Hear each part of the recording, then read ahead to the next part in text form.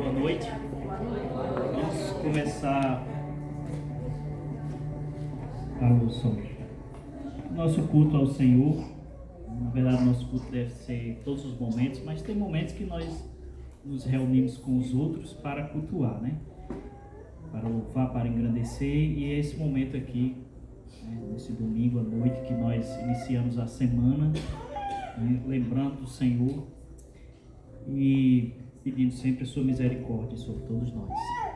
Em Hebreus, capítulo 12, os versículos, vou ler só metade do versículo 1 e do versículo 2, que diz assim: desembaraçando-nos, outra tradução diz livrando-nos de todo o peso e do pecado que tenazmente nos assedia. Corramos com perseverança a carreira que nos está proposta, olhando firmemente o autor e consumador da fé, Jesus, o qual, em troca da alegria que lhe estava proposta, suportou a cruz.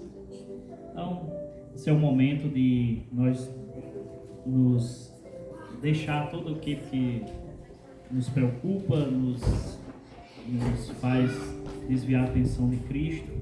E é o momento de adorar o Senhor, é o momento de lembrar sempre o que Ele fez por nós. Então vamos nesse momento orar e logo em seguida vamos louvar a Ele, que é digno de toda honra e glória. Senhor, nós estamos nesse momento, queremos Te agradecer por tudo que fizeste por nós. Queremos Te pedir que os nossos corações possam estar sensíveis para receber a Tua palavra, que a Tua misericórdia possa sempre nos envolver. Conforme a Tua palavra mesmo nos disse, ela se renova a cada manhã, e por isso nós somos gratos, porque sem ela nós estaríamos perdidos. Então agradecemos por tudo e pedimos que o Senhor possa abençoar este culto. No nome de Jesus, amém. Vamos agora nesse momento louvar.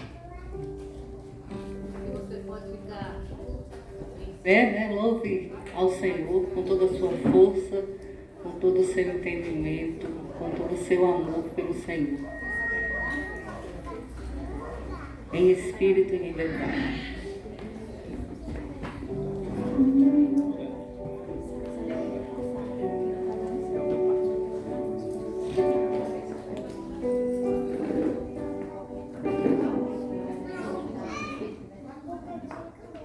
Eu vou tentar fazer.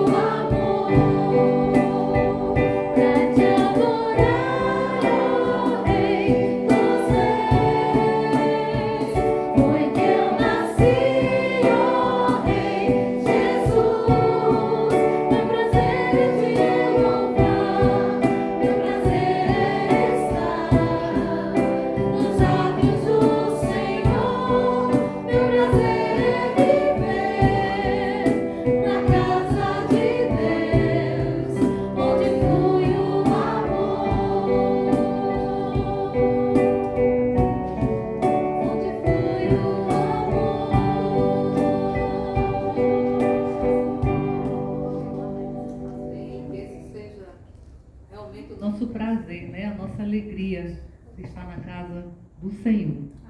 Nós vamos continuar louvando o nosso Deus. Oh, que tremenda graça. Um, dois, três.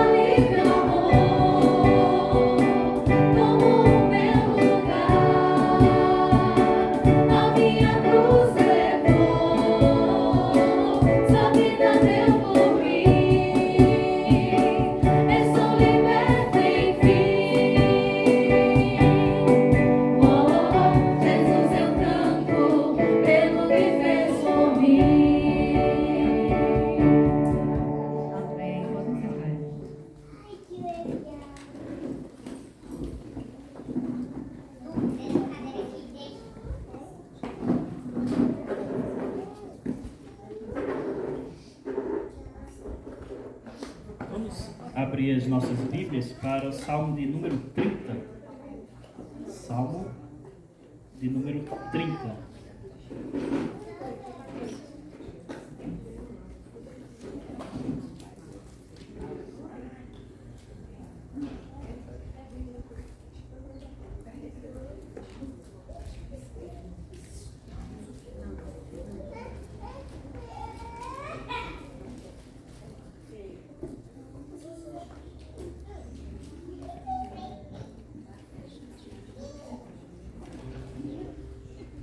Salmo de número 30, diz assim: Eu te exaltarei, ó Senhor, porque tu me livraste, e não permitiste que os meus inimigos se regozijassem contra mim.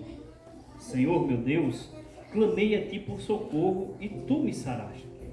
Senhor, da cova fizeste subir a minha alma, preservaste-me a vida para que não descesse a sepultura. Salmodiai ao Senhor, vós que sois seus santos, e dai graças ao seu santo nome, porque não passa de um momento a sua ira, e o seu favor dura a vida inteira, né? Só até o 5. O salmista aqui, ele reconhece o Senhor ajudando nas dificuldades, e ele pontua aqui alguns motivos da gente louvar o seu nome, salmodiar, né? E que nós possamos ter aqui essa mesma alegria, esse mesmo que o salmista estava aqui nesses versículos que a gente leu, e possa sempre louvar o Senhor com os nossos lábios e com a nossa vida e com nossas atitudes, né?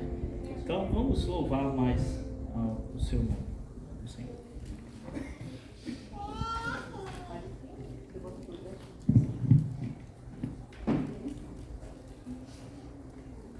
Nós vamos cantar uma música agora, que a gente vai ficar cantando ela até o aniversário da nossa igreja, para que no dia do aniversário, vai ser quando?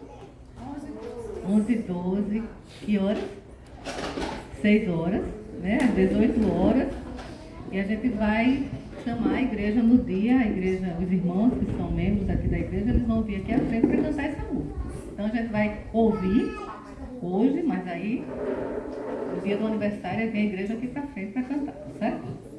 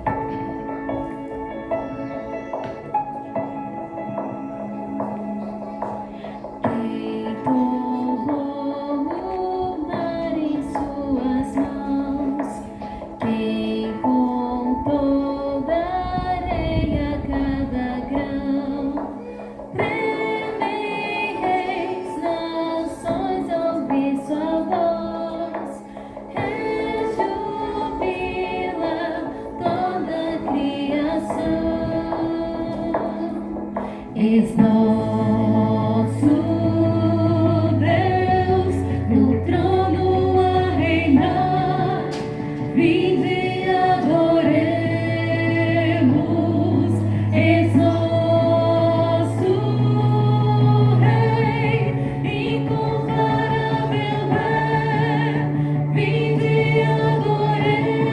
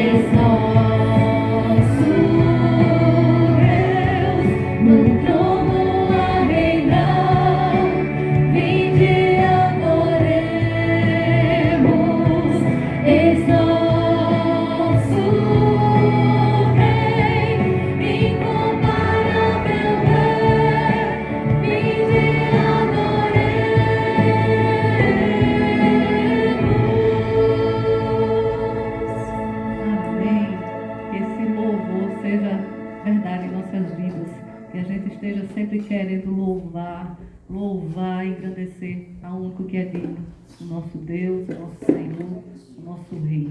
Nós vamos cantar uma música antes da ceia. Ela fala do avesso, a reflexão que a gente faz das nossas vidas, e a gente aproveite para fazer essa reflexão agora, né?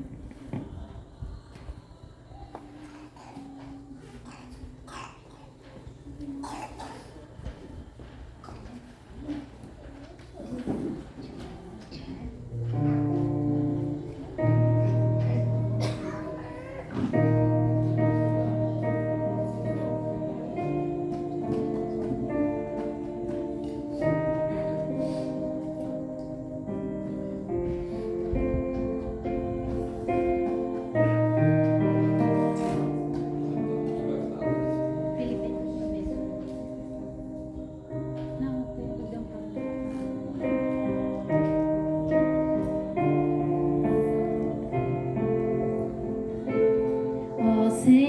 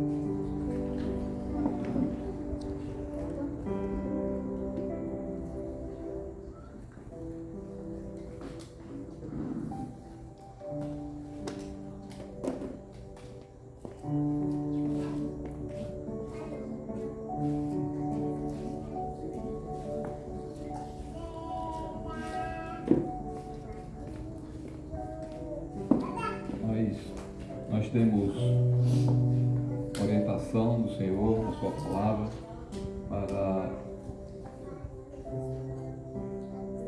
realizarmos sempre essa cerimônia, conhecida como Ceia do Senhor, e isso teve origem no momento da Páscoa, que Jesus participa com os seus discípulos, e ali ele estabelece uma nova aliança que, diferentemente da aliança antiga que havia em Israel, que era baseada no sangue de animais, agora seria baseada no sangue do Senhor Jesus mesmo, o próprio sangue dele. Ele utiliza os dois elementos, o pão e o cálice, que simbolizam o corpo de Jesus, e também o sangue que é derramado. E aquilo ali, quando aqueles que participam têm uma ligação com Cristo, são pessoas que têm uma ligação com Ele, têm uma sintonia com Ele, estão identificados com Ele naquele sacrifício que Ele realizou lá na cruz. Naturalmente que todos são convidados a participar, aqueles que têm esse compromisso com o Senhor, aqueles que têm essa identidade com Ele, que reconheceram que precisam de perdão, são pecadores e necessitam de perdão, e somente no sacrifício de Cristo é que a gente obtém esse perdão, não por mérito próprio. Nenhuma pessoa tem a capacidade ou qualquer coisa que possa servir de pagamento pelos seus pecados. Não há essa possibilidade na Escritura, e ele justamente faz isso. Então nós vamos distribuir o pão, inicialmente, que simboliza o corpo de Cristo. Ele ensina, guia por meio do apóstolo Paulo, que ele diz que já passou para a igreja aquilo que já havia recebido da parte do Senhor, que na noite em que ele foi traído, tomou o pão e tendo dado graças, o partiu e disse: isto é o meu corpo que é dado por vós, fazei isto em memória de mim. Então nós vamos distribuir o pão, né? Vamos dar graças aqui e depois nós vamos distribuir. Senhor nosso Deus, agradecemos pelo privilégio de aqui estarmos participando deste memorial, e nós agradecemos pelo pão que será distribuído agora, que simboliza o corpo de Jesus, e que a tua graça, a tua misericórdia esteja alcançando todas as pessoas que estão sem Cristo ainda, que ainda não foram cobertas ou remidas pelo sangue do Senhor Jesus. Em nome dele nós oramos. Amém. O irmão Daniel vai distribuir. Você pega o seu pedaço e aguarda um pouquinho, por favor.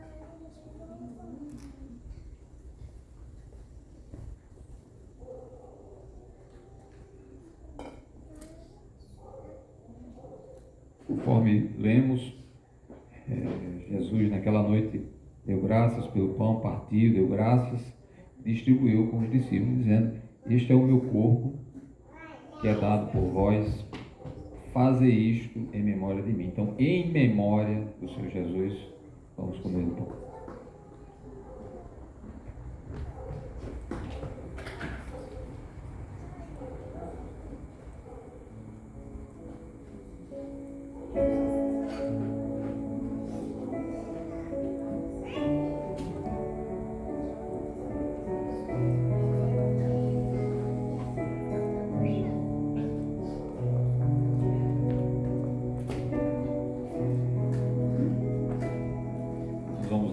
Também pelo cálice. Amado Deus, somos gratos pelo grande sacrifício realizado lá na cruz, que nos alcança, e possamos cada dia estar mais lembrados, conscientes do alto preço que foi pago em nosso favor. Abençoa o teu povo aqui reunido, e tua graça esteja cobrindo e guiando cada um dos que estão aqui, em nome de Jesus. Amém.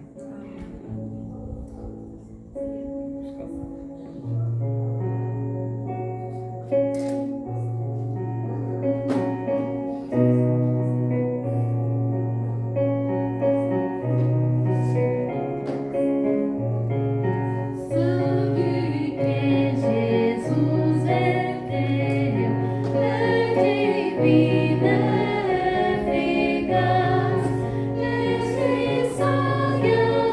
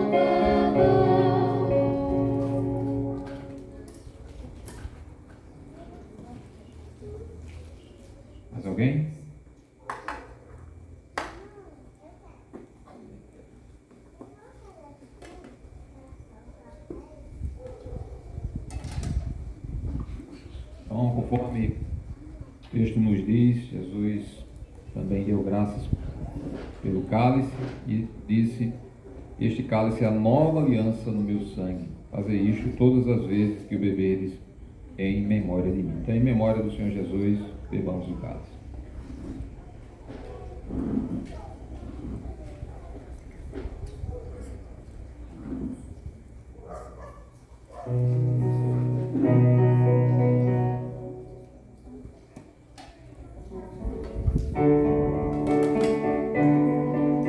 Ele vai recolher para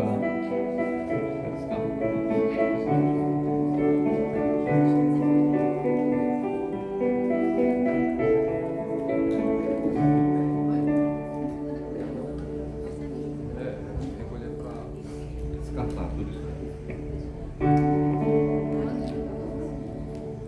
Vamos ficar em pé para determinar esse nosso momento de cânticos. Vamos, glória para sempre ao Cordeiro de Deus.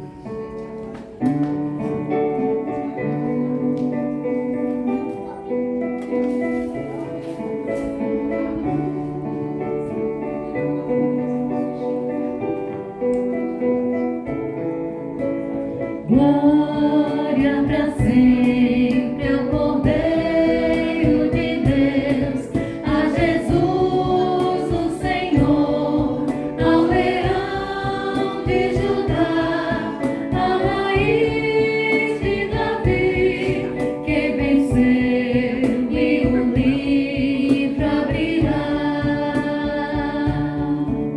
O céu, a terra e o mar e tudo que neles há o adorarão e confessarão: Jesus Cristo é o Senhor, Ele é o Senhor, Ele é o Senhor, ressurreto dentre os mortos, Ele é o Senhor. Todo joelho se dobrará, toda língua confessará que Jesus Cristo é o Senhor. Glória para sempre ao Cordeiro de Deus, a Jesus o Senhor, ao Leão de Judá, na raiz de Davi, que venceu e o livro abrirá.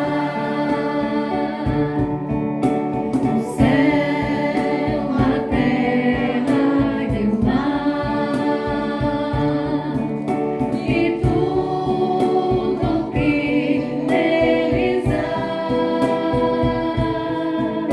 o adorarão e confessarão: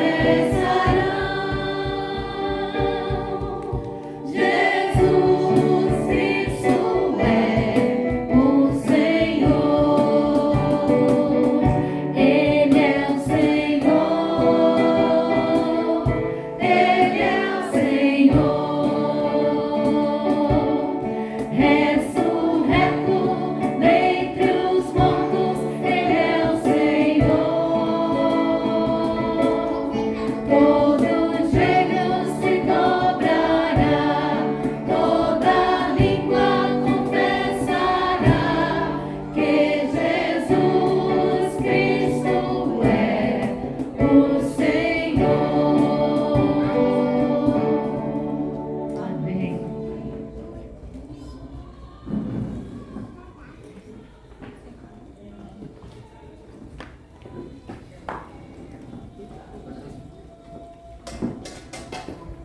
Vamos chamar as crianças aqui para a gente orar por elas.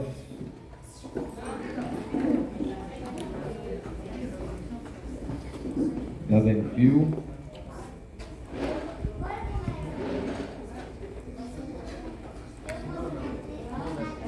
Vamos lá. Eita, Jesus. Devagar. Então, Devagar. leva lá. Muito bem, essa turma toda aqui. Muito bem. Fica aí pertinho de Ana Júlia. Você já quer cantar? Peraí, deixa eu ver aqui. Agora sim. Então espera um pouquinho aí. Muito bem. Quem mais é a criança que está faltando de aqui? Giovanni. Ele se sente um homem já adulto, grande, forte, né? É isso? Mas tudo bem, não tem problema não é obrigado. A gente só quer ter a oportunidade de ter essa turma aqui e orar com elas. E também tem uma coisa, é para os pais aí, as mães, ficarem de olho nelas, sabendo aí, ó, né? A responsabilidade que nós temos de ter essas crianças aqui. E elas estão aqui para a gente apresentar o Senhor também, né? Que o Senhor tenha misericórdia delas, que cuide delas e que use como instrumentos nós aqui, os adultos, né? Os pais, os avós, tios, né? Então vamos orar, ok? Vamos orar agora? Vamos orar. Amado Deus, nós agradecemos pelo privilégio de ter estas crianças aqui conosco nesta noite. Que a tua graça, a tua misericórdia esteja sobre elas, sobre seus pais, aquelas pessoas que cuidam, que ensinam. Que o Senhor dê sabedoria para seus pais, para que saibam conduzi-las nos caminhos do Senhor. Que a tua palavra encontre guarida em seus corações. E que aprendam, crescendo, se desenvolvendo e aprendendo do Senhor, possam sempre lembrar da tua palavra e obedecer. Em nome de Jesus. Amém. Muito bem, Deus abençoe. Vai ter um momento com vocês lá atrás, na sala, né? Ok? E os adultos vão ficando por aqui por um tempinho.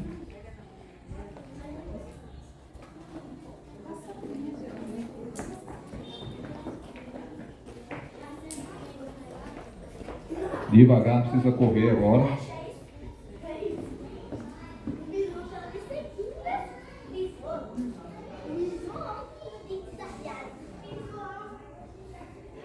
Nós, ao longo do livro de Marcos, temos observado a preocupação dele, né? O texto vai mostrando aí a pregação do reino de Deus, da chegada do reino de Deus. A gente fala um pouquinho de profecias antigas que se referiam ao rei, ao reinado de Deus. Nós vimos alguns cumprimentos dessas profecias acerca da chegada. Isso é costume, né? Isso é costume. Então nós vimos cumprimento dessas profecias no início. Oxe, que eles estão aqui, né? Muito bem. Nós vimos algumas coisas que alguns sinais, alguns atos, alguns acontecimentos que sinalizavam a chegada do reino de Deus. Tivemos a figura de João Batista, que apontava para a chegada do rei, do Messias, e nós vimos a chegada de Jesus também, iniciando na sua pregação a indicação de que o reino de Deus estava próximo, que estava chegando o reino de Deus. E durante o ministério dele, ele foi convidando pessoas, alguns homens, que deveriam estar com ele, acompanhando o seu ministério, tudo que ele vivesse, as coisas que ele dizia e que ele fazia deveriam ser vistas, testemunhadas por esses homens, e esses homens foram chamados de apóstolos, enviados. Eles também teriam esse papel, obrigado, esse ofício de serem enviados para divulgarem ou pregarem o reino de Deus. E vários sinais Jesus mostrou de que ele era o Messias esperado por Israel, profetizado, e todas as coisas que ele fez e falou estavam em consonância, estavam alinhadas com aquilo que foi profetizado no passado. E a gente chega agora num certo momento em que ele mostra que seria necessário que esse Messias também sofresse, morresse e depois ressuscitasse. Ele apresenta isso, e isso causou uma certa dificuldade de compreensão, porque uma boa parte, ou a maior parte das profecias apresentavam um Messias, um rei glorioso, vencedor, etc. No entanto, havia profecias que falavam de um sofredor também. E isso causou uma certa dificuldade, mas Jesus vai explicando isso para os seus apóstolos. Ao mesmo tempo, ele vai dizer o seguinte: existe agora, como está chegando a reta final do ministério dele, ele diz agora: se vocês querem ser meus discípulos, vocês têm que fazer algumas contas, porque o discipulado, seguir Cristo, requer um cálculo, porque existem algumas dificuldades nesse caminho. No entanto, ele nunca deixou de destacar que o final é glorioso. Os convites ou as propostas que o mundo oferece e estão ali muito associadas à figura de Satanás, o inimigo das nossas almas, normalmente apresentam uma glória inicial, um prazer, uma satisfação momentaneamente, mas ele nunca aponta o resultado final, que é um resultado de desastre, de destruição. Mas Jesus diz que aqueles que forem seus seguidores, eles realmente vão passar por algumas dificuldades, mas no final eles terão a vida eterna. E aí nós chegamos justamente em Marcos capítulo 8, quando Jesus faz duas perguntas importantes que as respostas são óbvias, né? A primeira pergunta que ele faz em Marcos capítulo 8, no versículo 36, diz: de que aproveita o homem ganhar o mundo inteiro e perder a sua alma, né? Não é que a pessoa tem o direito de escolher: eu quero ganhar o mundo inteiro ou então ganhar a minha alma. Não existe essa escolha assim, né? O mundo inteiro. O mundo inteiro aí não quer dizer que você vai ser o dono do mundo, né? O mundo inteiro, isso aqui é um exagero que Jesus está colocando, uma figura de linguagem, está dizendo: você, ainda que você ganhe o mundo inteiro, que você consiga tudo que alguém mais ambicioso nessa vida deseje, ainda assim, se você perder a sua alma, de que vai adiantar? Porque isso é tudo passageiro, e a sua alma vai viver eternamente. De que vai adiantar? Então Jesus está mostrando a importância de fazer a boa escolha de investir na sua alma, que é eterna, e não na sua vida, simplesmente aqui, que tem um limite. Às vezes o preço é muito alto. Um grande exemplo que nós temos na Escritura é o caso de Judas Iscariotes, que pela sua ambição traiu Jesus por conta de 30 moedas de prata. Esse é um exemplo bem simples que está aí na Escritura. No entanto, o prêmio dele, essas 30 moedas, ele não usufruiu, porque depois veio o remorso, veio aquele sentimento de traição, e aquilo nem permitiu que ele usufruísse daquele bem, as 30 moedas. Mas além das moedas, ele também recebeu uma coisa que não estava pensando no início. Quando pensou na ambição, na ganância dos bens para trair Jesus, ele não imaginou que além das 30 moedas, ele também receberia uma corda. E essa corda foi o laço do suicídio, para ele morrer de tanto remorso que teve em virtude da traição, de ter negado o Senhor Jesus. Uma outra pergunta que Jesus fez foi o seguinte: que daria um homem em troca de sua alma? De sua alma. Agora a pergunta ela inverte. Eu não explorei demais isso, eu vou só chamar a atenção aqui. Agora é o contrário. Num primeiro momento, ele escolhe o mundo. A pessoa escolhe viver do seu jeito, do jeito como a sua alma deseja, do jeito como o seu corpo deseja, do jeito como uma pessoa, de uma maneira geral, ambiciosa, gananciosa, que gosta das coisas do mundo e das atrações do mundo, gostaria de viver. E escolhe essa vida. Ainda que consiga tudo, sem investir na alma eterna, Jesus está dizendo, não adianta de nada. Mas tem uma outra coisa, existe o momento inverso. Depois que passa esse momento, lembra que quem fez essa escolha por um tempo foi Salomão, eu trouxe esse exemplo, né? Mas vai chegar um momento em que ele já fez essa troca, olha só o que Jesus está dizendo, ele já fez a troca na vida dele, foi igual o homem rico lá, só que agora ele quer fazer a destroca. Existe essa palavra, destroca? Quer destrocar. Ele quer desfazer o negócio. Ele quer voltar atrás. Depois que ele perdeu a alma, agora ele quer voltar atrás. A segunda pergunta tem a ver com isso. Aí ele faz a pergunta, diz assim, agora, que daria um homem em troca de sua alma? A alma dele já está perdida. E o que é que ele possui que possa dar em troca da alma dele? Qual foi a resposta do homem rico que foi para o inferno? Ele não tinha resposta, ele nem tentou fazer proposta para isso. Ele nem propôs nada, ele não tinha absolutamente nada, até porque após a morte, a pessoa já não possui mais nada. Na verdade, a pessoa é possuída pela morte. A morte controla tudo, nesse caso aí. Depois da morte, diz Hebreus, vem o juízo.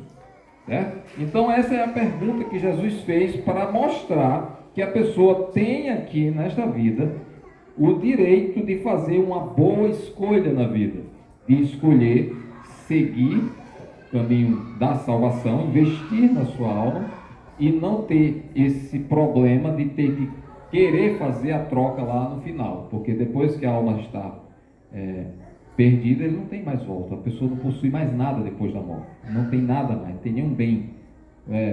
O próprio Jó disse, nu eu vim, nu eu vou de volta, mas não tenho nada, tudo do Senhor. Então essa é uma questão bem importante. Jesus falou isso para os discípulos e também para a multidão, todos estavam envolvidos. É só para os descrentes essa mensagem? Não, é para os discípulos também, para aqueles que já escolheram ficar com Cristo também. Quando a gente analisa o livro de 1 Coríntios capítulo 3, a gente vai ver que mesmo os crentes, eles vão ser avaliados por aquilo que eles fizeram por intermédio do corpo. E ali, aquilo que ele produziu, aquilo que ele construiu durante a sua vida, também vai ser avaliado. Vai ser avaliado por quem? Pelos pastores, pelos outros irmãos? Não. Por aquele que vê todas as coisas e que sabe todas as coisas, que é o Senhor Jesus. Ele fala do fogo, e o fogo está associado com o olho também de Jesus, lá no livro de Apocalipse, os olhos que veem todas as coisas. E ali serão avaliados, ainda que haja salvação no final, mas as obras todas serão avaliadas, porque às vezes os próprios crentes, aqueles que creram em Cristo, também escolhem não fazer a vontade de Deus, escolhem não viver de acordo com a palavra dele, com os conselhos que vêm da parte do Senhor, e escolhem viver uma vida mundana, ainda que a gente pode desconfiar se realmente foi salvo ou não, em alguns casos. Mas, como o texto lá de 1 Coríntios mostra que alguns serão salvos, sendo queimadas todas as suas obras, ele diz assim, serão salvos como que pelo fogo, então aí a gente vê essa possibilidade. Certo? Então serve para todas as pessoas, por isso que Jesus chama não só a multidão, mas também convoca os discípulos, todos precisam ouvir essa importante mensagem, Ele fala também de alguma coisa a mais, O texto segue e no versículo 38 fala de vergonha, Jesus fala de vergonha no versículo 38 aí das pessoas. Agora, ele fala de vergonha, mas curiosamente ele diz o seguinte, olha, porque qualquer que nesta geração adúltera e pecadora se envergonhar de mim e das minhas palavras, Também o Filho do Homem se envergonhará dele quando vier na glória de seu Pai com os santos anjos. São as palavras de Jesus, a gente tem que dar ouvidos a isso. É claro que a gente fala de muitas coisas boas, de uma vida santa, né, de andar de acordo com a palavra de Deus, mas Jesus está advertindo várias coisas aqui, sobre várias coisas. Olha, qual é o contexto aqui? Ele está com uma multidão na frente. Ele ainda está falando com a multidão e com os discípulos. Então agora ele está dizendo, existe essa possibilidade de muitos se envergonharem por causa dele. E realmente muitos ficaram decepcionados com Jesus em alguns momentos, isso é uma verdade. Mas antes ele diz o seguinte, ele disse, nesta geração adúltera e má e pecadora, o má, né? E ele diz que esta geração aí é aquela geração em que ele estava vivendo, a geração onde Jesus vivia, em que Jesus vivia junto com os discípulos, era uma geração adúltera e pecadora.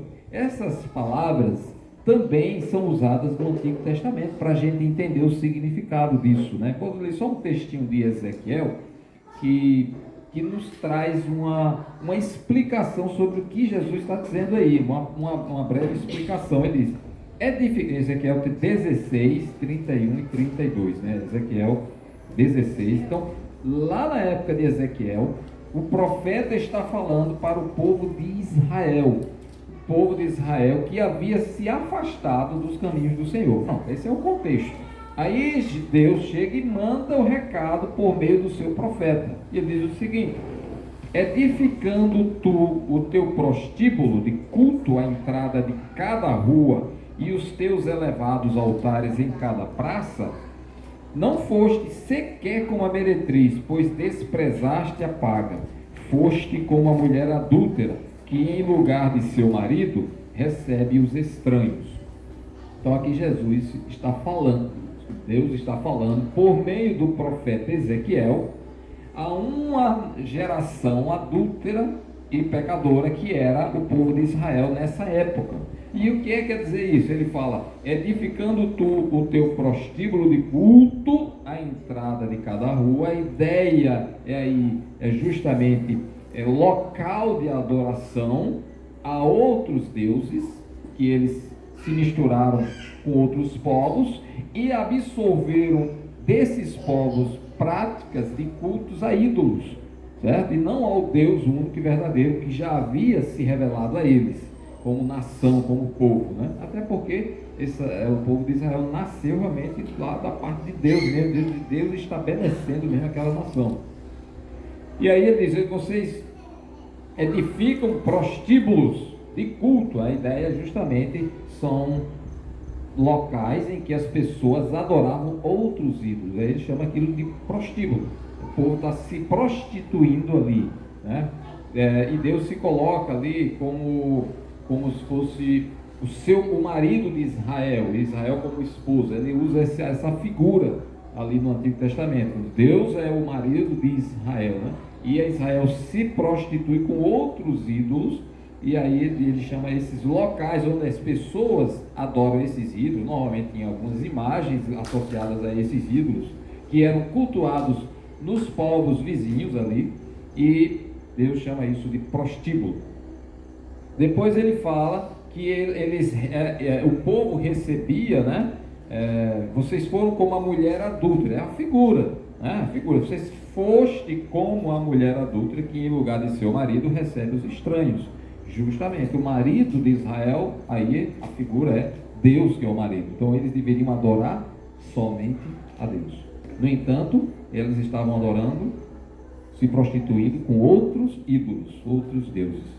Então a figura é essa, de afastamento de Deus, escolhendo outros ídolos, outras práticas, outras vidas que são distintas ou diferentes daquilo que Deus estabeleceu na lei dele para o povo. Essa é a ideia. A figura do adultério aí é essa, né? O adultério é exatamente esse aí que ele está falando, o adultério espiritual de adoração a outros deuses, né? E ali ele vai tecendo montando durante esse capítulo aí, toda a punição que Israel iria receber. já que vocês se prostituíram com esses outros povos, eles mesmos é que vêm e vão trazer punição para vocês. E de invadir, destruir, matar, fazer a destruição com Israel, né? Seria a punição deles. Não vou entrar nisso aqui, mas mostra que Deus vai fazer justiça, faz justiça com o seu próprio povo, né? Para fazer a purificação. E aí Jesus diz que naquela geração que ele vivia, era uma geração também adúltera, era uma geração pecadora.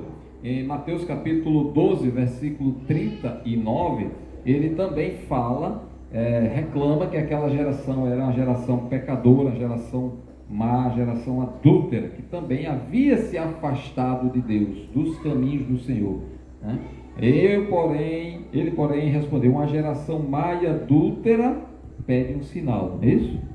Mas nenhum sinal lhe será dado, senão o do profeta Isaías. Então Jesus estava mostrando, identificando aquela geração em que ele viveu. As pessoas queriam sinais dele, para mostrar que ele era o Messias, realmente, ele era da parte de Deus. E ele diz: vocês pedem um sinal, mas vocês são uma geração adúltera. Vocês se prostituíram, vocês largaram Deus, vocês se afastaram da palavra do Senhor. É isso que Jesus está dizendo. Hoje em dia não é muito diferente. Você acha que o povo no mundo é um povo fiel a Deus? É um povo que é santificado a Deus e que vive de acordo com a palavra de Deus, que adora ao Senhor? É bem complicado dizer isso, né? Não há nenhuma nação que diga assim: essa é uma nação que teme ao Senhor, para ser abençoada com aquele versículo que diz: bem-aventurado ou feliz é a nação cujo Deus é o Senhor. Não tem uma nação hoje que diga isso. Aqui quem manda é o Senhor. As nações estão se afastando cada vez mais, e até aquelas que um dia estiveram mais próximas, que um dia iniciaram sua constituição, o seu início, né, o seu fundamento como nação, com princípios e valores éticos e morais que eram adotados pela Escritura, ou pelo menos que eles achavam que eram cristãos, até isso está se afastando cada vez mais. Então, não deixa de ser hoje, no mundo todo, uma verdadeira geração de pessoas pecadoras e adúlteras, que se afastaram do Senhor. Nós não estamos vivendo época tão diferente assim daquela de Jesus. Infelizmente, as pessoas estão cada vez mais adorando a criatura ao invés do Criador. Vale mais o pensamento do pai para seguir, vale mais o pensamento da mãe para seguir, vale mais o pensamento de um determinado filósofo para seguir. Eu vou seguir: essa pessoa falou uma coisa tão bonita, tão legal. Vale mais o pensamento de uma pessoa que tem um canal nas redes sociais, porque essa pessoa inteligente, é sábia, não sei o que, eu vou seguir, né? Não interessa o que Deus esteja dizendo, não interessa qual é a expectativa que Deus faz, o que é que Deus está dizendo na sua palavra. Interessa o que fulano, beltrano, A, B, C, D estão dizendo. Cada vez mais a gente é pulverizado, todos nós, inclusive no meio da igreja. As pessoas deixam Deus de lado, rejeitam, porque colocam um ídolo na sua frente, dizendo: não, isso aqui é mais importante, isso aqui é melhor, vou deixar Deus aqui de lado. Então, talvez um dia Deus aqui, e eu vou seguir o que o meu desejo quer, o que eu estou querendo é isso aqui. Então, estou colocando um ídolo aqui na minha frente. Esse aqui é a minha prioridade, isso aqui é que eu vou seguir, isso aqui é que eu vou obedecer. E Deus está deixado lá. Não é que Deus está em segundo plano, Deus está fora do plano, entende? Não é que Deus está em segundo, não tem isso. Deus está fora, que escolheu seguir isso aqui.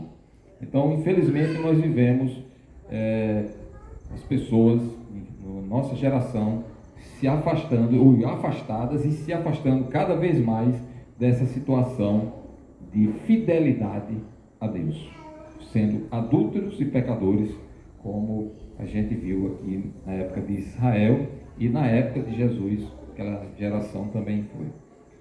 Não à toa, veio punição depois, né? A própria geração de Jesus, mais para frente, gerações que foram, naquela geração um pouco para frente, também receberam um grande juízo no ano 70, poucos anos depois de Jesus ter ressuscitado e subido aos céus, né?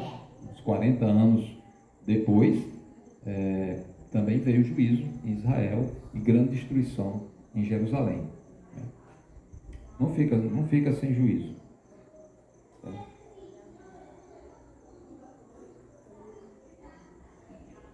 E Jesus continua falando sobre vergonha. Muitas vezes as pessoas se afastam do Senhor por vergonha mesmo de Cristo. Cristo não tem tanto valor. A pessoa de Cristo está muito longe, está afastada, né? E eu não me identifico com Ele. Eu não sigo os meus padrões, os princípios, com base nos ensinamentos dele, na palavra dele. Ele diz: quem se envergonhar de mim, foi a palavra dele aí? Vou pegar o texto. Qualquer que nesta geração adúltera e pecadora se envergonhar de mim e das minhas palavras, também o Filho do Homem se envergonhará dele. O que é se envergonhar? Não é só no íntimo ficar com vergonha ali. É a rejeição. Simplesmente rejeitou. Simplesmente desobedeceu o que a palavra diz claramente, né? E está falando de tudo. Então, a mesma vergonha que a pessoa teve de assumir, eu sigo isso, eu sou assim por causa de Cristo. Eu vivo desse jeito por conta da palavra de Cristo, por conta da palavra dele, das minhas palavras. Sigo as palavras do Senhor. Eu não vou me envergonhar disso. As pessoas se envergonhavam porque às vezes era um absurdo. Por exemplo, tem um exemplo lá em João. João tem uma situação que as pessoas se acharam assim, não valorizaram. Isso aí não dá para seguir esses ensinamentos dele. Eu não quero seguir, né? Capítulo 6, versículo 65 diz assim: por causa disto é que vos tenho dito, ninguém poderá vir a mim se pelo Pai não lhe for concedido.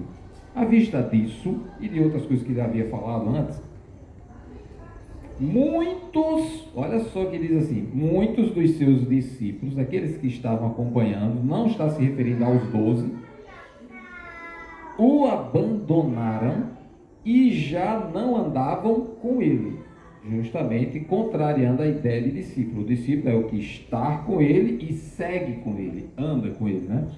Então perguntou Jesus aos 12. Então havia os discípulos que João está falando aí, que eram as outras pessoas, e havia os 12 que ainda ficaram perto lá. Aí Jesus pergunta a ele: vocês também não querem ir? Vocês não querem se retirar também? Aí foi quando Pedro, mais uma vez, né, a sua impetuosidade e com assim, assertividade nesse caso, né, ele foi certeiro. Ele disse: Senhor, para quem iremos? Tu tens as palavras da vida, e nós temos crido e conhecido que tu és o Santo de Deus. Então, enquanto outros que estavam seguindo, ainda estavam seguindo, e de repente, com os ensinos de Jesus, se escandalizaram, viram que era difícil seguir os ensinos de Jesus, ou não queriam, rejeitaram a ideia de que ele estava associado com o Pai, por exemplo, e que Deus é que poderia levar a salvação, por exemplo, e eles disseram: não quero mais seguir esse Jesus, esse mestre aí está... E eram discípulos, estavam seguindo, estavam acompanhando, estavam caminhando com Jesus, né? E estavam por lá, e no entanto desistiram. Mais 12 ficaram. E Jesus pergunta, aí ele diz: para quem iremos? A gente precisa ir para alguém, porque o mundo, você não vai ter esperança em uma pessoa desse mundo aqui. Eles procuraram nas suas mentes e na história dizer: quem é que tem as palavras da vida? Ninguém, só esse Jesus aí. É para você que a gente vai, é com você que a gente vai. E as suas palavras, né, a palavra dele e ele estão muito ligados, estão identificados aí, é que a gente quer se aproximar, quer estar junto, a gente quer seguir, a gente quer obedecer, a gente vai seguir até o fim. Então foram os 12 que continuaram ali firmemente, até aquele chegar no momento em que houve o traidor, né? Em que o traidor se manifestou, mas os 12 estavam lá, com com vergonha ou sem vergonha, ou com humilhação, sem humilhação, estavam lá, certo?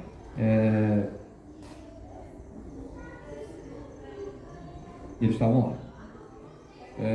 E outros realmente não entendiam a palavra ou achavam que ela era loucura, como diz lá em 1 Coríntios capítulo 1, versículo 18, né? 1 Coríntios 1, 18, que diz assim: certamente a palavra da cruz é loucura para os que se perdem, mas para nós que somos salvos, poder de Deus. Então, aos que creem que realmente a palavra da cruz, que é a palavra de salvação, a palavra daquele que morreu lá para nos salvar, isso é poder de Deus, é o poder de Deus para nos salvar. Mas para muitos não é, é loucura, isso é um absurdo. Como é que um morto pode salvar? Olha aí o absurdo, né? Essa é a ideia que os gregos não entendiam. Como é que você pode ter um Messias fraco que morreu na cruz? Só que eles não entenderam que depois da cruz veio a ressurreição. Esqueceu esse pequeno, fundamental detalhe, né? E aí ele diz: a palavra da cruz às vezes é loucura, ou seja, é um absurdo para muitos. Não faz muito sentido para muitos. Esses são os que se perdem. Lembra que Jesus falou de vários solos. Muitos, a palavra não chegam de jeito nenhum, não consegue. Bate lá, é duro, o solo é difícil. Então, a palavra da cruz às vezes é loucura. Mas muitos sabem, entendem, compreendem, sabem qual é o caminho, sabem qual é a verdade, tem isso no coração, analisa e tem isso contabilizado e tudo, mas decide não, por alguma razão, por vergonha, por medo de assumir algum tipo de vergonha, por algum tipo de ameaça, por algum tipo de perseguição, qualquer coisa, qualquer motivo. Essas pessoas que sabem o caminho da verdade, que sabem qual é o procedimento certo, mas não fazem, é um exemplo de Pilatos. Ele sabia a verdade, entendia claramente, tinha as provas na mão, declarou isso, no entanto, ele não seguiu a verdade. Ele decidiu se adaptar à população, ao mundo, às pessoas, ficar bem visto com as pessoas e não com Deus. Ele sabia que Jesus era inocente, no entanto, entregou ele para ser crucificado. Ele sabia e disse, no entanto, decidiu rejeitar. Olha só, por medo, queria ter paz com o povo lá, e aí vendeu a consciência. Esse é o covarde. Aí, quanto, porém, Apocalipse 21, 6, existe julgamento para todos. Todos serão julgados. E aqui o texto lá de Apocalipse diz claramente: quanto, porém, aos 21, 8, desculpa. Quanto, porém, aos covardes. Ele sabe, mas ele poderia decidir pelo caminho certo, mas resolveu por medo, por vergonha. Aos incrédulos, aos abomináveis, aos assassinos, aos impuros, aos feiticeiros, aos idólatras e a todos os mentirosos, a parte que lhes cabe será no lago que arde com fogo e enxofre, é saber, a segunda morte. Então tem que alisar, tem que falar a verdade, é isso que a Bíblia diz. A covardia, a vergonha de Cristo é complicado. Outro exemplo, mas é um exemplo que a gente precisa considerar no seu contexto completo, porque houve grande vitória. O exemplo é Pedro. Certo? Temos no livro de Mateus, capítulo 26 e versículo 69, aqueles momentos cruciais em que se cumprem as palavras de Cristo em relação a Pedro, quando diz: você vai me negar 3 vezes antes do galo cantar. Né? E aí o versículo 69 em diante, né? Aí ele diz aí: ora estava Pedro assentado fora do pátio, e aproximando-se uma criada lhe disse: também tu estavas com ele, você era um discípulo dele? Você é um discípulo de Cristo, de Jesus, o Galileu? Aí ele respondeu e negou diante de todos, dizendo: não sei o que dizes. E saindo, está compreendendo, Larissa? E saindo para o alpendre, foi ele visto por outra criada, a qual disse aos que ali estavam: este também estava com Jesus. Esse era discípulo de Jesus, ele era seguidor de Jesus. Lembre-se que a criada estava fora. A criada não era discípula de Jesus, mas Pedro era. E E aí ele negou outra vez. Continua, né? Com juramento. Não conheço tal homem. Logo depois, aproximando-se, os que ali estavam disseram a Pedro: verdadeiramente és também um deles. Você é um crente? Você é um cristão? Você crê nesse Jesus Cristo aí? Aí diz: porque a maneira de você falar denuncia você. Às vezes a maneira do comportamento já dá um ar de que realmente essa pessoa segue o Jesus Cristo, né? Aí ele começou a praguejar e a jurar: eu não conheço esse homem. E imediatamente o galo cantou, depois que ele negou Jesus 3 vezes.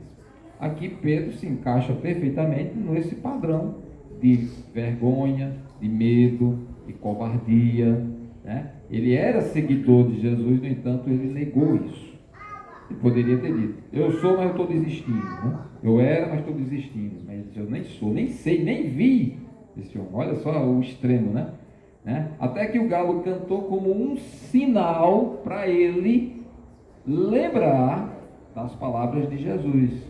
Ele diz: presta atenção, que o discipulado não é tão simples assim. E você vai com essa impetuosidade, você toma cuidado, porque você pode não saber o que está falando, né? Porque requer uma decisão e requer levar a cruz com Cristo. A cruz com Cristo é o quê? A vergonha, o opróbrio, o vitupério, né? Você ser envergonhado às vezes em virtude, ou assumir aquela posição em virtude de ser seguidor de Cristo. E ele não queria isso, ele queria estar bem com as pessoas lá, ainda que estivesse no seu íntimo constrangido, triste, né? Porque o Jesus estava sendo espancado ali, aquela coisa, julgado injustamente, etc. Mas mesmo assim ele não assumiu. E a gente sabe que depois de tudo isso, o galo cantou para avisar e depois as coisas mudaram, né? A coragem dele veio com a ressurreição, as coisas mudaram. Foi um outro homem que até deu a própria vida em virtude do Evangelho. Aí sim a situação foi revertida, né? Aquelas palavras de Jesus em relação à vergonha por conta do nome dele, das palavras dele, em Pedro se cumpriu nos dois sentidos, né? Agora, na vinda de Jesus, aí ele não vai ser envergonhado, porque ele realmente se converteu disso, mudou a vida dele e entregou até a vida dele em virtude disso. Trabalhou muito isso. E o galo continua cantando por aí, avisando a gente o tempo todo: rapaz, você negou, você desistiu, você rejeitou Cristo. Jesus, a oportunidade de você viver uma vida digna, decente, honesta, de seguir a Cristo, de continuar sendo um discípulo atuante, verdadeiro, assumindo isso e sendo uma boa influência até para outros, sua família ou pessoas amigas, e você não foi. Às vezes o galo canta também. Está cantando até hoje esse galo não ficou rouco, até hoje ele continua cantando. Temos a oportunidade ainda de ouvir esse galo cantar e avisar para a gente que às vezes a gente está sendo covarde e se envergonhando de Cristo e da sua palavra. E ele diz que virá e não vai deixar isso de graça, porque todas as coisas têm de ser contempladas no julgamento de Deus, né? E ele diz: o Filho do Homem se envergonhará também. Ele se envergonhará no versículo 38, né? Quando vier na sua glória, na glória de seu Pai com os santos anjos. Então haverá vergonha, até mesmo para os povos que rejeitaram, né? As pessoas, as nações que como um todo negligenciaram a palavra de Deus e rejeitaram e extirparam ou tentaram extirpar, expulsar tudo que fosse relativo a Deus de seus países, de suas nações. Eles vão lamentar. Por isso que ele chama de vergonha. Ele vai se envergonhar. Não. E muitos até que vão fazer coisas erradas usando o nome de Deus e vão querer se justificar. Eles: a gente não fez isso no nome do Senhor. Eu não conheço vocês. E as nações que realmente quiseram expulsar tudo que se chamava Cristo ou Jesus de seus países, de suas cidades, de suas nações, de seus municípios, sei lá, das escolas, de onde quer que seja, aí haverá o lamento, a vergonha. Ele não vai se alegrar com aquilo, né? Porque ele vem para reinar e julgar, né? Então tem tudo isso na conta. Então são palavras que Jesus coloca para mostrar que realmente o discipulado requer esse compromisso e essa preparação de que eventualmente você precisa assumir responsabilidade com Cristo. Está identificado com Ele. Não, eu sou de Cristo. Pode até ser que eu seja perseguido por isso, pode até ser que eu seja humilhado por isso, ou alguém tente me prejudicar por conta disso. Mas aqui ele está dizendo, ele não vai se envergonhar quando vier a sua glória daqueles que não se envergonharem dele. É isso que ele está prometendo. Mas lembre-se, que vale a vida em comparação com a vida eterna. A vida aqui com a vida eterna. Tem que fazer essa conta. Tem que botar isso no lápis, certo? Fazer a conta. É isso que ele está dizendo. E para não deixar a coisa tão pesada assim, com aquele ar a coisa é muito difícil, é coisa muito impossível. Não, Jesus disse, o fardo dele é leve. Não é essa coisa toda. Mas ele está mostrando que é necessário ter esse compromisso com ele, essa ligação com ele durante a sua vida. E aí ele coloca agora, dá um refresco muito interessante para os discípulos, inclusive para a multidão.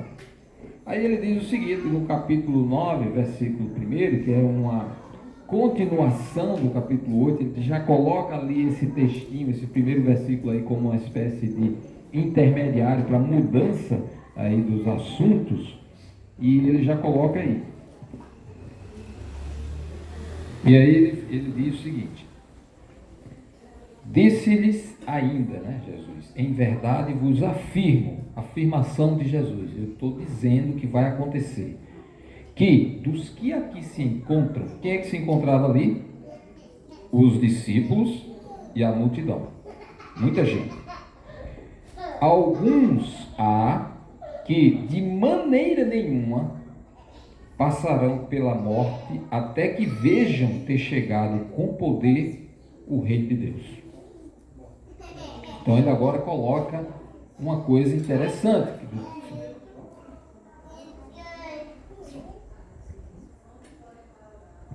Ele coloca isso para aquela multidão toda. Diz, olha, vai ter gente aqui que não vai morrer até ver a vinda, a chegada com poder o reino de Deus.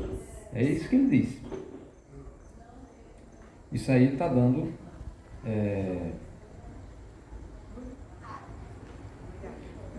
aí querendo dar um vislumbre do reino, da glória, do poder desse reino.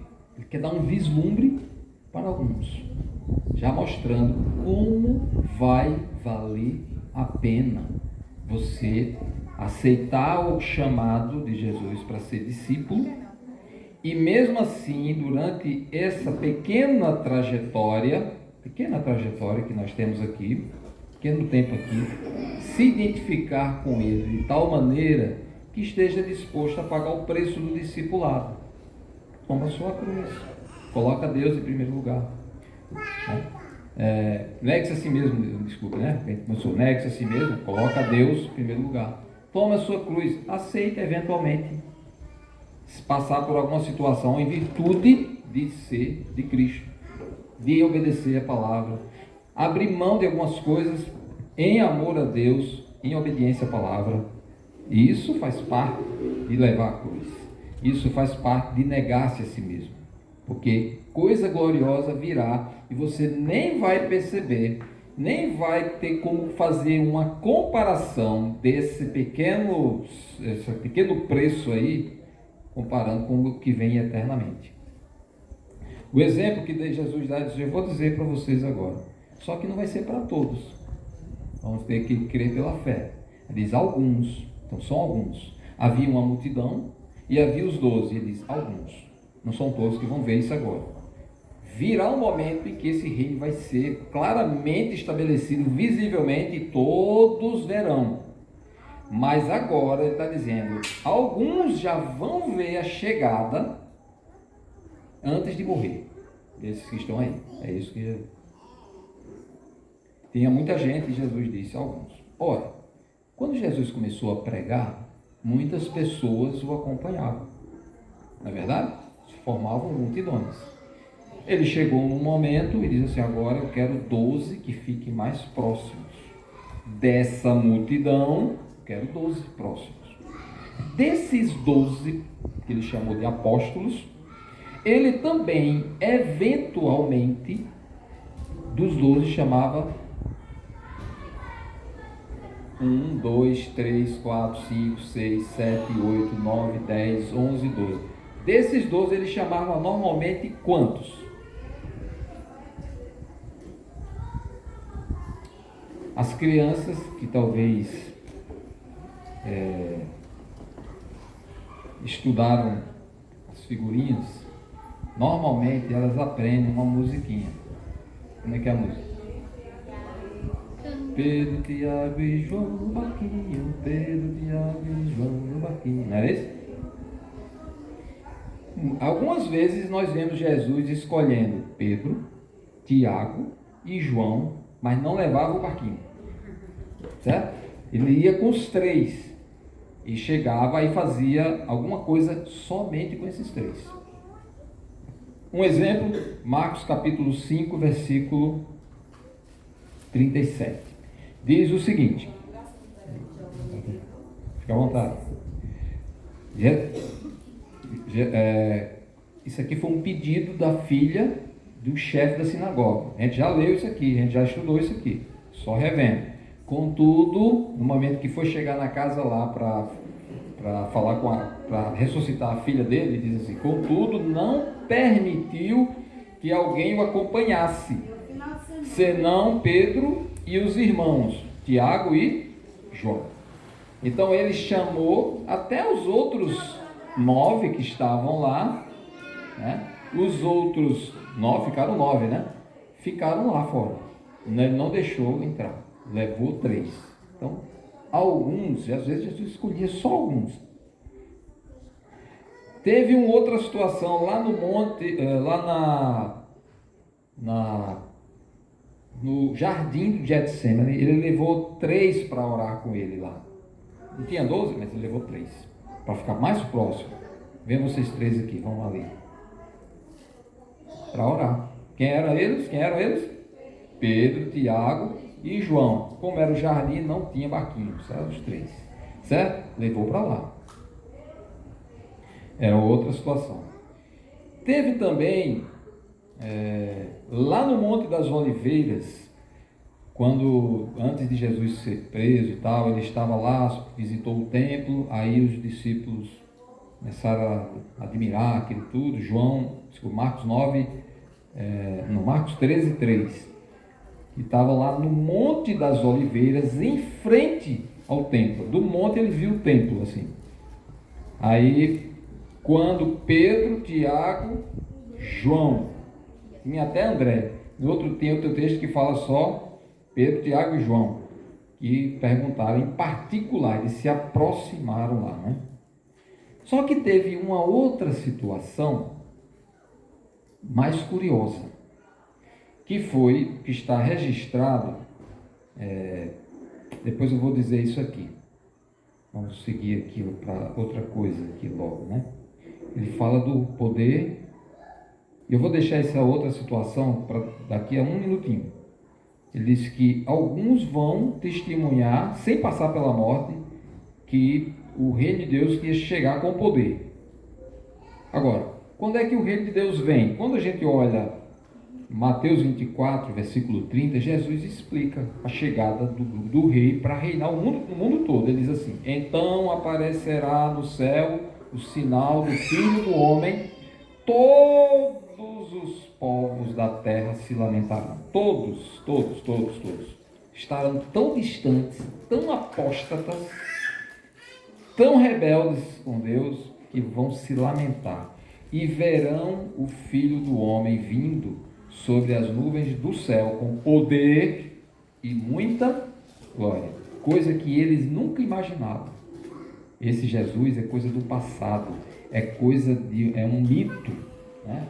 Já vai estar, muitos, até os ateus hoje já entendem, aceitam a historicidade de Jesus. Nessa época, eles não vão entender que é só mito, é só conversa que criaram, uma história que foi criada e que de um livro velho que não tem utilidade nenhuma, mas eles vão se lamentar. Só que ele vai aparecer com poder e grande glória. Aí vai ter um grande lamento, né? Só que essas coisas que Jesus diz aqui que vão acontecer só depois de um período que ele chama de grande tribulação.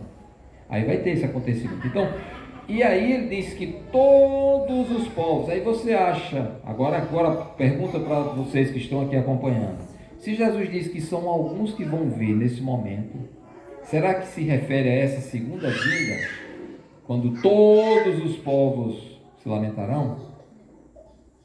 Claro que não, não é esse momento. Até porque só vai chegar esse momento depois da tribulação. E hoje, que não chegou ainda essa grande tribulação, essa chamada grande tribulação,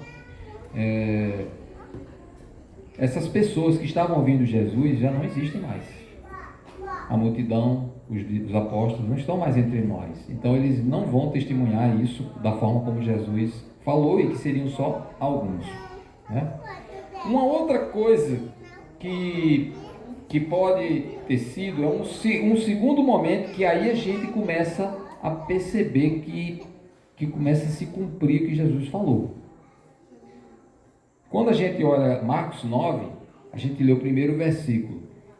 O versículo seguinte, que é o 2, fala de uma outra coisa. Ele diz, 6 dias depois, mais ou menos uma semana depois, né? Tomou Jesus consigo quem? Pedro, Tiago e João no barquinho. Não é isso? Não, o barquinho não foi dessa vez, né? E levou-os a sós. Os outros 9 ficaram, certo? E a multidão ficou também. Está sem a multidão agora. Uma semana depois, né? 6 dias mais ou menos. E aí, ele levou a parte em um alto monte. Então o monte era alto. A gente tem agora depois fazer um estudo para saber quais são os montes altos daquela região, para saber que monte era esse. Tá certo? Montes altos. E ali ele diz, ele foi o quê? Transfigurado diante deles. Transfigurado diante deles. A imagem de Jesus, a imagem dele foi mudada. A visão que eles tinham de Jesus, de um homem que estava com uma roupa lá, então foi alterada. Eles não viram mais aquele homem simples, com a cara de carpinteiro, com a cara de um sofredor, sabe? Nada disso. Foi transfigurado diante dele, por favor. As suas vestes tornaram-se resplandecentes, ou seja, aquela roupa que já estava encardida, da poeira lá, não era asfaltado, não era calçado, era areia, era barro, era poeira, tudo amarelo. Aquilo que era amarelado virou como se fosse luz resplandecente, né? Sobremodo brancas, que era tudo encardido, com certeza, que era tudo no barro, na areia ali. Como nenhum lavandeiro na terra os poderia alvejar. Esse é o registro que Marcos diz. Não tinha nada comparável àquilo que eles viram, certo? Nada. E aí? Apareceu-lhes também Elias com Moisés e estavam falando com Jesus nesse momento. Então eles tiveram uma visão completamente diferente. Eles nunca tinham visto aquilo. Não era um homem simples que estava lá humilde com a roupa comum, sabe? Essas roupas resplandeciam como algo que nunca ninguém viu. Então foi transfigurado, mostrou aí a glória de Jesus, o poder dele, e durante essa visão que eles tiveram, no versículo 7, logo aí, eles ouviram também uma voz, né? Dizia assim, veio uma nuvem que os envolveu e deram uma voz e dizia, este é o meu filho amado, a ele ouvi. Essa foi a mensagem de Deus, do Pai, para todos que estavam ali. Este aí é o meu filho amado, vocês devem ouvir. Preste atenção no que ele disse, porque é muito importante. A ele ouvir. Esqueça Moisés, esqueça Elias, não é que esquecer, está dizendo, preste atenção no que ele diz. Moisés e Elias tiveram o seu momento, mas o que o filho amado disser, preste atenção, é o filho, né? E aí a gente vê essa situação. Agora sim, a gente começa a vislumbrar o cumprimento daquilo que Jesus falou agora há pouco, dizendo que alguns de fato veriam, né, um vislumbre do reino de Deus vindo com poder. Aqui é o rei aparecendo, que é o próprio Cristo, né? E o reino de Deus é curioso que Jesus falou algumas vezes em parábolas. Nós já vimos algumas parábolas do reino. E o reino de Deus não vem, Jesus já tinha falado, né, algumas vezes, que o reino de Deus não vem com visível aparência, do jeito como as pessoas estavam acostumadas. Vai chegar um grande rei aí que vem derrotando tudo, está atropelando, aí feito um furacão e vai tomar o poder. Não vem desse jeito, né? Ele está dentro de vocês e vai progredindo lentamente. Um exemplo que ele deu, ele é como um grão de mostarda que vai crescendo até se tornar uma grande árvore. Ela vai devagar e vai no interior das pessoas. Ele diz nesse texto aí, de Lucas 17, versículos 20 e 21, ele diz: ele está dentro de vocês, ele vai atuar nos corações, é a palavra de Deus, é a semente que vai sendo distribuída nos solos e vai pegar algum solo que vai ser fértil e aquele solo vai produzir, multiplicar. Tem um processo, existe um tempo e é no íntimo, é no coração. Não é pegando em armas, espadas, lanças, bombas. Isso é que os homens do mundo fazem. Querem guerrear, tomar conta dos outros, dominar outras nações, Isso eles botam bomba, de metralhadora, tanque de guerra, não sei o quê. O reino de Deus não é assim, não. Ele vem no coração para transformar aquele solo ruim e vai produzir grandes coisas ali. E lentamente, até se tornar uma árvore, né? O grão de mostarda pequenininho que vai crescendo lentamente até se tornar uma grande árvore, né? Essa é uma maneira de entender que as palavras de Jesus, que realmente naquele momento ali que aconteceu, logo na semana seguinte, ele se manifesta de forma transfigurada, uma imagem que eles nunca viram, de Jesus glorificado, mostrando que aí é o poder de Deus, a glória de Deus ali em Cristo, sendo revelada para eles. O rei estava lá, glorioso, poderoso, na frente deles, superior a tudo, inclusive a Moisés, a Elias, a tudo. Estava ali. Era essa a palavra. E a mensagem da voz que vinha lá era exatamente essa. Preste atenção no que ele diz. Ouçam o que ele diz. A ele ouvir. É ele que deve ser honrado. Uma outra maneira, depois da transfiguração que aconteceu de forma gloriosa, todos nós sabemos e destacamos muitas vezes no período da Páscoa, que é quando Jesus passa pelo sofrimento, toda aquela angústia que a gente normalmente celebra por meio da ceia, com o pão e o cálice, e ali houve todo um sofrimento e até a morte. Aí realmente parece que acabou. No entanto, veio o terceiro dia. E o terceiro dia mostrou um rei que não tinha nada que o segurasse, inclusive a morte. Nada pode conter. Então ele não tinha como a morte segurar. Diferentemente dos homens, que a gente, depois que morre, ele pertence à morte, Jesus simplesmente não respeitou essa norma, simplesmente venceu a morte e ressuscitou ao terceiro dia.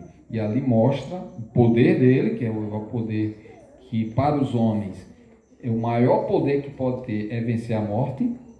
Não tem um poder maior que esse para o homem aqui. Você consegue fazer várias coisas aí, mas a morte vencer Cristo venceu a própria morte dele. E também veio o corpo glorificado. O corpo dele veio um pouco diferente daquele da transfiguração, porque ele tinha de se identificar também com os discípulos, mas ele também veio com um corpo diferente, de maneira que alguns nem reconheceram no primeiro momento, E 2 Coríntios 13, 4, ele diz assim: porque de fato foi crucificado em fraqueza, contudo vive pelo poder de Deus. Porque nós também somos fracos nele, mas viveremos com ele para vós outros pelo poder de Deus. Romanos 1,4 diz: e foi designado Filho de Deus com poder, segundo o Espírito de Santidade, pela ressurreição dos mortos, a saber, Jesus Cristo, nosso Senhor. 1 Coríntios 1,24 diz assim: mas para os que foram chamados, tanto judeus como gregos, pregamos a Cristo, poder de Deus e sabedoria de Deus. Ele em si é o poder de Deus manifestado aí. Então a gente vê mais uma vez esse fato aí que demonstra o poder e a glória do rei, vencendo a morte, ressurgindo e aparecendo para as pessoas. E nem todos foram testemunhas disso também, certo? Depois da grande tribulação, todas as pessoas vão saber, as nações vão saber, então não se aplica ali. A dúvida agora está aqui, se foi na transfiguração, quando só 3 viram, na ressurreição, a multidão também não viu, foram 500 pessoas, até alguns 500 pessoas viram, testemunharam, no final das contas, durante aqueles dias que ele ficou, os 40 dias que ele ficou com os discípulos, não foram todos que viram, certo? Os 500 ainda testemunharam a Jesus durante aqueles 40 dias, mas não toda a multidão. Teve momento que houve multidão que se alimentou de pão e peixe e eram mais de 5.000 pessoas, lembra? Mas durante aqueles 40 dias, nem todas as pessoas viram. Mais ou menos 500, pelo menos, né, viram, testemunharam. E mais outros, né, que viram também, os 12, as mulheres, uma soma ali. Ele apareceu de uma vez a 500, mas pode ter somado com outras aparições com outras pessoas e deu um pouco mais do que isso, mas não chegou provavelmente a 5.000 pessoas como foi no milagre. Então a multidão ficou fora. Então também aí não deixa de haver a possibilidade de ser o cumprimento daquilo que Jesus prometeu, que alguns veriam, era o testemunho ocular de que a vinda do reino, né, o início, né, da coisa ali, o reino em poder. É isso que Jesus estava dizendo. Teve um outro momento que todos também devem lembrar, capítulo 1 de Atos, versículo 8, quando Jesus promete para os discípulos o seguinte: vocês vão receber poder ao descer sobre vocês o Espírito Santo, e vocês serão minhas testemunhas, tanto em Jerusalém como em toda a Judéia e Samaria e até aos confins da terra. Então agora eles deveriam esperar, depois daqueles 40 dias eles esperaram mais ou menos uns 10 dias, e aí veio o que se chama de dia de Pentecostes,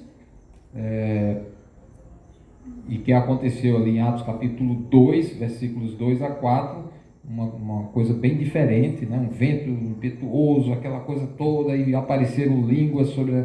Não é língua, apareceram como se fossem línguas de fogo na cabeça, sobre as cabeças desses 120, eram 120 pessoas que tinham lá.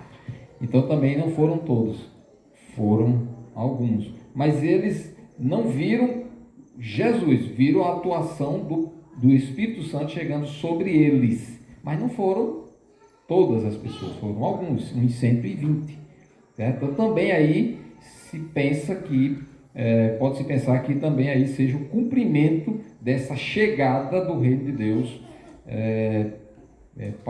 com poder, né? Então, a partir desse momento, como eles receberam poder, e o poder deles era para serem testemunhas, eles seriam encorajados e seriam ensinados pelo Espírito para que pudessem propagar ou testemunhar acerca de Jesus para o mundo todo. Foi essa a palavra de Jesus. Então, esse momento aí da chegada, da vinda do Espírito Santo de uma forma permanente neles, também pode ser um indicativo do cumprimento. Fiquei pensando, eu até recebi essa pergunta outro dia, foi até a Giane que fez essa pergunta, e eu disse, eu penso que está ligado com a ressurreição. Mas hoje eu já estou pensando um pouco diferente. Por quê? Porque tem os 6 dias.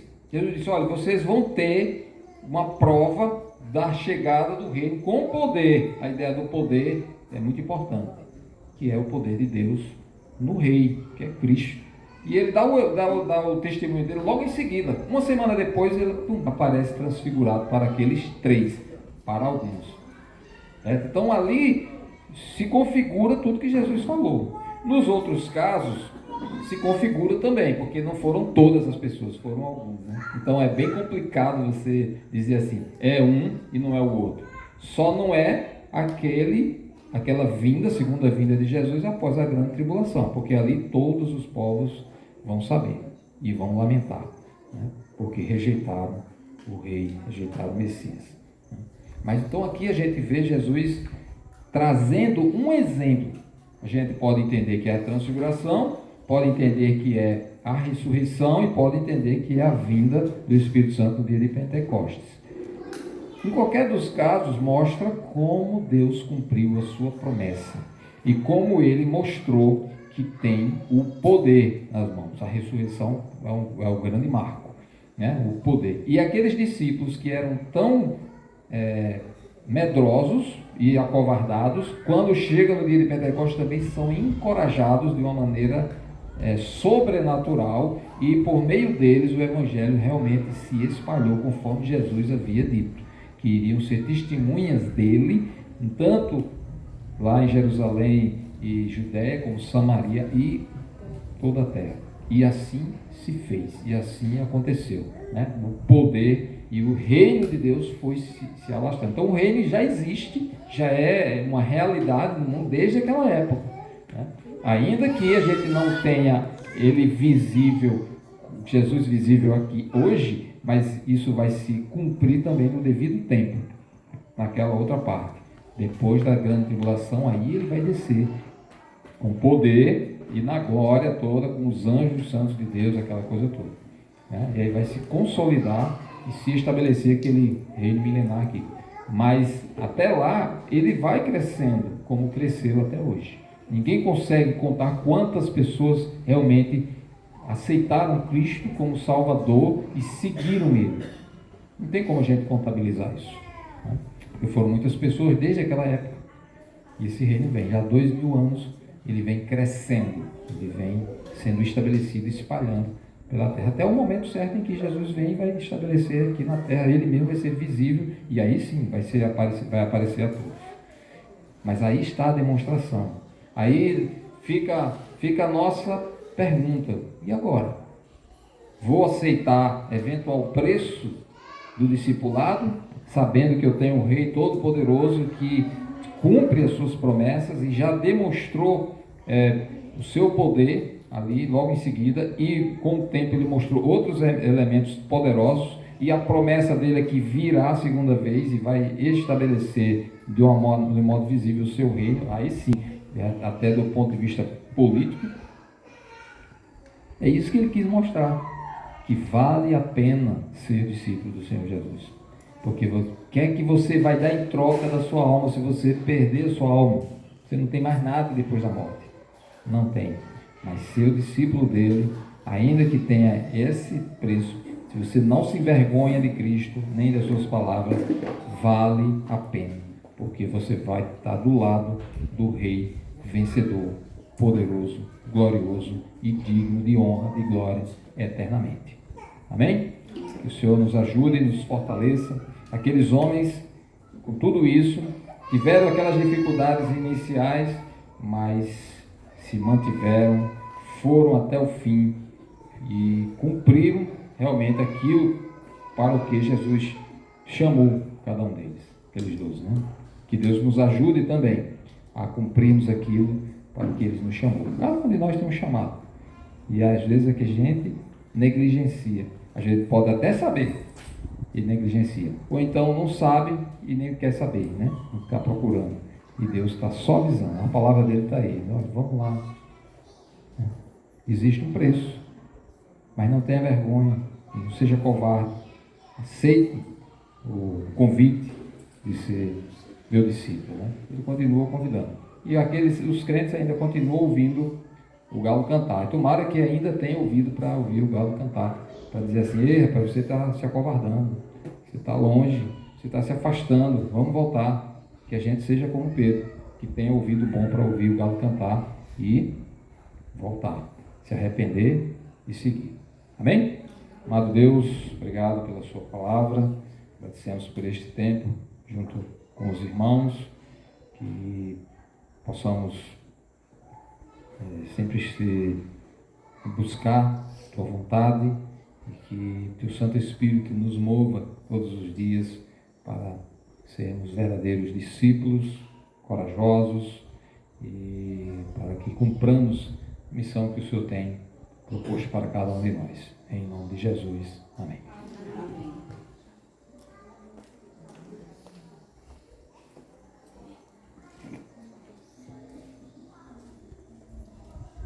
Nós vamos terminar, né, o nosso culto, mas vamos cantar. E antes de cantar, para encerrar, eu vou chamar a irmã Neide aqui na frente. Vem aqui, irmã Neide, por favor.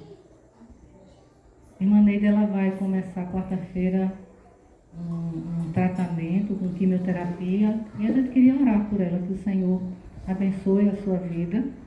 Pode deixar, Neide.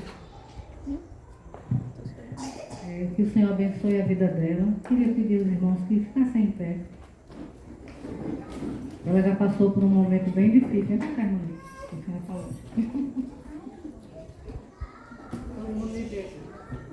Ela passou por um momento difícil já com a filha dela, né? Com câncer. E graças a Deus a filha dela está bem, né? Fez o tratamento, foi muito difícil. E nem bem estava terminando o tratamento, irmã Neide descobriu também que está, né, com câncer de mama. Mas nós temos um Deus todo-poderoso, né? Amém? Amém. Nós temos um Deus todo-poderoso. Então nós vamos orar por ela. Vou pedir para a irmã Graça. Por favor, irmã Graça. Ora por irmã Neide.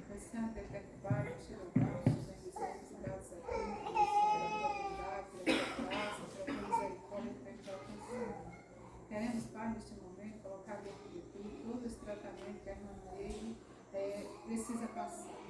Pai amado, nós sabemos que o Senhor tem poder para repreender esse mal, antes mesmo dessa medicação, desse tratamento. Nós também sabemos que o Senhor pode usar o tratamento médico para restaurar e também que o nome será glorificado da mesma forma. E pedimos, Deus, que o Senhor revista ela com seu poder, com sua graça, que o Senhor capacite ela, aqueles que estarão cuidando dela também, conduzindo o seu lar, sua casa, seus filhos. Pai amado, que o Senhor esteja à frente de tudo e que a irmã mesmo possa sair dessa situação de força de vitória e que o nome do Senhor venha ser glorificado e que nós, a tua igreja, Pai, possamos nos alegrar em ver a vitória da tua vida. Em nome de Jesus, Pai, nós te pedimos e te agradecemos. Amém. Eu quero agradecer a Deus, primeiramente, pelo que Ele fez, está fazendo e vai fazer também. Pela cura da minha filha, né, que está em tratamento ainda, mas eu já estou certa e agradecendo a Deus, porque com certeza Ele agiu e está agindo, Ele está no controle de tudo. Minha filha está curada em nome de Jesus. E eu também seja curada. E seja feita a vontade do Senhor. Eu estou pronta para receber o que o Senhor Jesus deseja de mim. Ou a cura, ou o que Ele quiser fazer, eu estou grata a Ele e aceitando. Em nome de Jesus. Amém. Glória a Deus, né?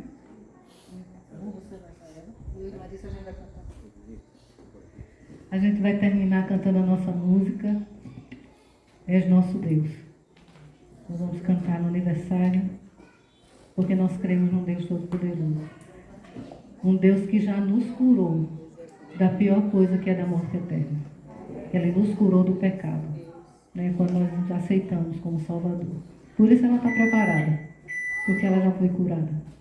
Amém? Vamos lá cantar.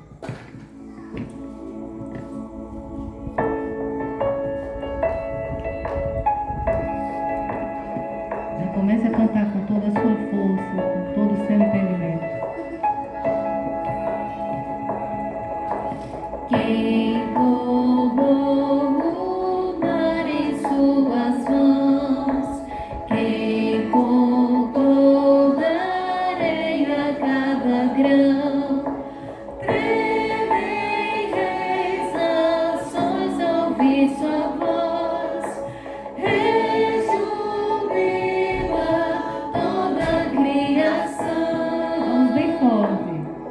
És nosso Deus, no trono a reinar, vinde e adoremos. És nosso Rei, incomparável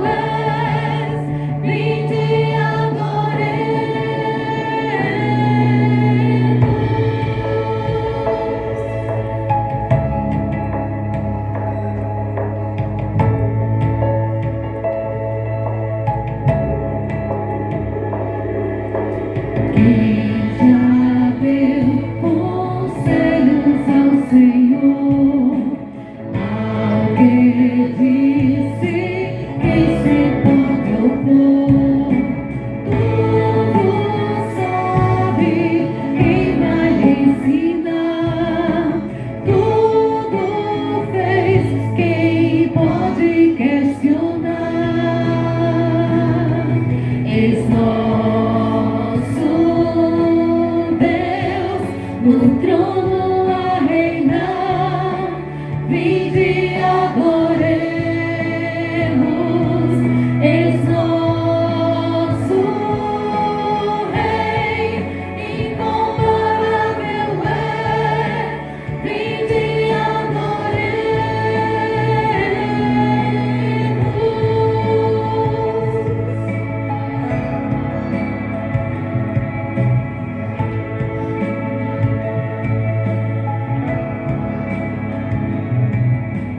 Quem como ele cravejado foi, ao morrer da culpa nos livrou. Deus o eterno humilhado foi, mas ressurgiu da tumba, meu Senhor. Eis nosso Deus, no trono a reinar, vinde e adoremos, eis nosso Rei, incomparável é, vinde e adoremos.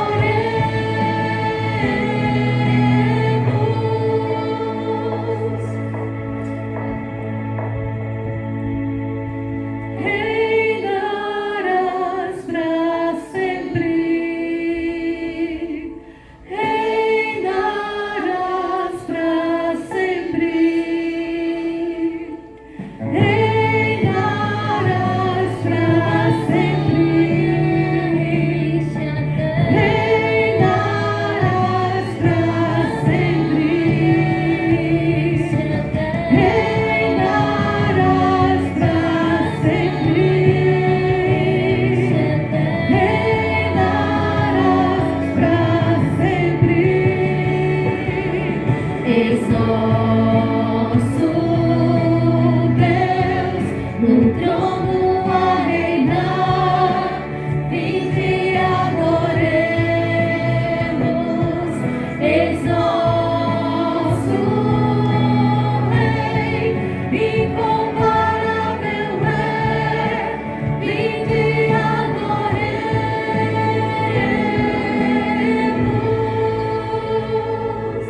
Amém. Deus abençoe. Dê um abraço no seu irmão. Desejo uma boa semana para ele.